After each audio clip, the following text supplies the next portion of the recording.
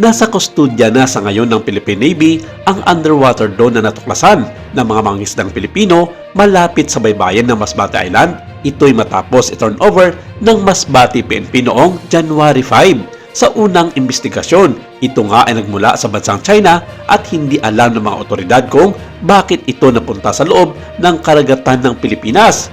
Wala pa naging payag ang pamunuan ng Department of National Defense at ng Philippine Navy kung ano ang gagawin at magiging pasya sa naturang underwater drone at tanging sinisiguro lamang ng mga ito na magiging sekreto o confidential ang magiging aksyon nila dito. Nais din ng mga senador na siyasatin sa Senado ang natagpuan submersible drone sa katubigan ng Masbate kung makailan lamang dahil sa potensyal na seryosong banta nito sa seguridad ng maritime at sa batas ng Pilipinas. Maghahain si Senador Francis Tolentino ng Senate Resolution para sa isang komprehensibong pagsisiyasat sa dinidiskubre ng mga mangisda sa nasabing drone sa karagatan ng Barangay Inawaran sa San Pascual sa probinsya ng Masbate. Dagdag pa niya, maaari din itong ibigay sa mga kaalyadong bansa ng Pilipinas na may kakayanan sa pagsiyasat ng nasabing gamit sa ilalim ng tubig at posibleng kakausapin nila ang Amerika at ang Chinese government tungkol dito. Saad niya, this inquiry aims to explore the origins and implications of the drone's presence in Philippine waters. It is urgent that we understand the drone's origin and intent. We also plan to ask about our allied countries such as America and Japan because they have the ability to inspect these highly sophisticated underwater drones. Ang 6-foot drone na pinaniwala ang Chinese origin at natagpuan palutang-lutang sa dagat ay lumitaw na deactivated na. Gawa ito sa PVC at metal.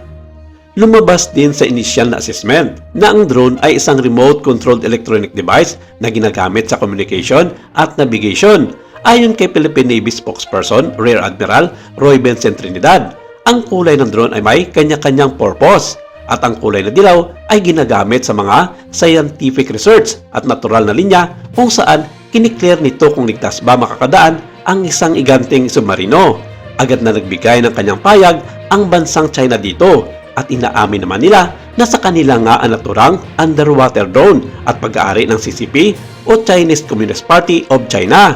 Ayon sa kanila, walang karapatan ang Pilipinas o ang Amerika na buksan o imbestigahan ang naturang drone dahil labag ito sa National Drone Policy 1.0 ng United Nations at tanging ang orihinal ng manufacturer o bansa kung saan nanggaling ito ay ang maaari lamang mag-inspection kung kinakailangan.